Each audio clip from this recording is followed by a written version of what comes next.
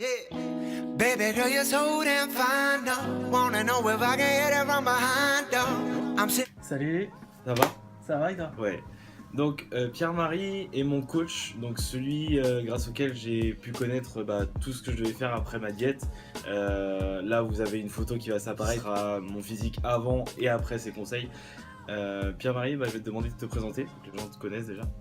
Donc Pierre-Marie Jamet, en fait je suis ingénieur de recherche en nutrition, ingénieur agroalimentaire. Ça fait une dizaine d'années que j'ai créé la société Diète Concept, donc magasin spécialisé dans tout ce qui est compléments alimentaires, micronutrition et minceur. Parallèlement à ça, je suis formateur pour les pharmaciens, pour toutes les professions médicales et paramédicales, en termes de nutrition sportive, mais également musculation. Je donne des cours au CREPS, je fais des conférences en nutrition ou en physiologie. Donc voilà. Et des programmes sportifs également. Également programme adapté aux objectifs de chacun, tout à fait. Voilà. Donc c'est lui qui me fait tous mes programmes de muscu, mes programmes de diète. Voilà, il me suit à chaque fois et puis voilà, je peux lui poser toutes les questions que je veux. Après, toi tu peux être contactable comment? Je peux être contactable via mon Facebook, ma page donc ma page Diète Concept, ma page perso mais qui a quand même un profil pro, donc c'est Pierre-Marie Jamet, J-A-M-E-Y. Je suis également athlète pour une marque qui s'appelle Corgénique, qu'on m'appelle le professeur parce que justement par rapport à Oui. toutes les explications que je peux donner sur la nutrition via le téléphone, donc au niveau du magasin, donc ou simplement sur mon mail, donc à contact@dietconcept.fr. Voilà. Moi je vais mettre tout ça de toute façon en description. Ouais, ça marche. T'as fait un peu de compétition toi?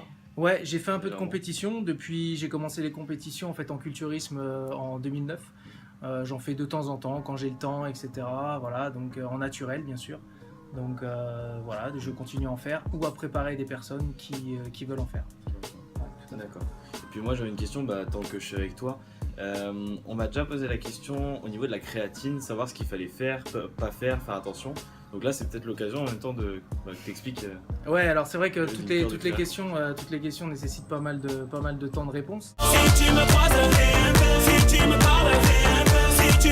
Alors pour ce que tu viens de me dire là comme ça de but en blanc, oui, la créatine en fait ce qu'il faut surtout pas faire c'est l'associer avec de la caféine quand vous faites une cure de créatine.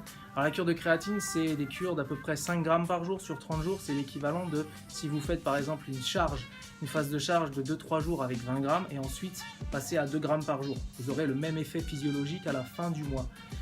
Les cures de créatine, donc faut éventuellement les espacer, les espacer effectivement premièrement, mais aussi ne pas utiliser de caféine avec. Pourquoi? Parce que la caféine a un effet en fait inverse. En fait, la caféine est diurétique. La créatine, elle va favoriser l'entrée d'eau dans la cellule musculaire, d'accord? Donc alors que la créatine, elle a l'effet inverse. Donc l'effet de la caféine va annihiler en fait exactement les effets ergogènes de la créatine, et donc vous allez limiter l'absorption de la créatine dans votre cellule musculaire. Donc quand vous faites une cure de créatine, évitez de consommer de la caféine avec, ou consommer à ce moment-là du déca ou à des prises de caféine et de créatine Bien espacées. Ouais. Sexy ladies with the beauty, come shake that booty. J.A. girls. Break up, rock one, break up. Et concernant les cures, moi j'avais une question perso au niveau des cures. Tu me conseilles de faire vraiment des cures parce qu'on entend beaucoup dire on peut prendre la créa tout le temps, toute l'année, ça change. Alors Cure ou toute l'année? physiologiquement, la créatine, on la fabrique. On fabrique 1 gramme de créatine par jour, à peu près. Mais le fait d'en rajouter, ça vous allez augmenter en fait votre réserve de créatine. La créatine, plus vous allez avoir de la masse musculaire, forcément, plus physiologiquement parlant, vous allez avoir de la créatine. La créatine, vous pouvez, oui, quelque part en prendre toute l'année. Sauf que vous dégénérez énormément de déchets. Le déchet s'appelle la créatinine, le taux de créatinine. Ce taux de créatine, en fait, vous pouvez le mesurer dans le sang quand vous faites des analyses sanguines. Et effectivement, une personne qui a beaucoup de masse musculaire, forcément, son muscle va se renouveler et vous allez faire énormément de déchets, naturellement parlant. Donc, vous avez un taux de créatinine très élevé. Je pense que si vous avez été amené à faire justement des dosages sériques donc en créatinine, votre médecin vous a dit oh là là, vous avez des taux suffisamment élevés en créatinine, effectivement parce que vous êtes dans le milieu de la musculation, vous avez une masse musculaire conséquente et donc vous générez des déchets. Donc le fait de continuer perpétuellement à prendre de la créatine et ben, vous allez générer énormément de déchets. Donc finalement, c'est mauvais à long terme parce qu'il va falloir les épurer, ces déchets, Ouais. les éliminer. Parce que comme on en crée, si on en absorbe aussi, ça, voilà, le taux est saturé, donc on en... Il faut un petit peu soulager l'organisme et éviter d'avoir sans arrêt des déchets. Donc moi, je suis partisan, ça fait des années, je suis partisan de faire des cures des cures. régulières avec des phases de coupure. Alors les cures régulières, Combien de phases de coupure? 3 semaines à mois, Ouais, voire plus.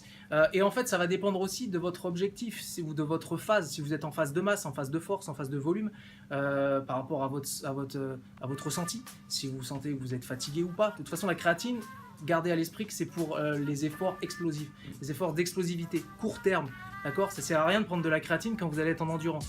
Intéressant peut-être quand vous allez avoir des phases d'accélération, des phases de sprint, mais réellement pour l'endurance, ça ne marche pas. Ce sera la bêta-alanine qui aura quand même un rôle plus important.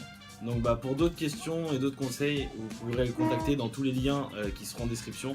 Et puis moi je m'en vais, j'ai pris mes petits muesli protéinés et puis on va continuer la journée. Merci Pierre-Marie. Je t'en prie, À merci plus tard. à toi, bye bye, à bientôt.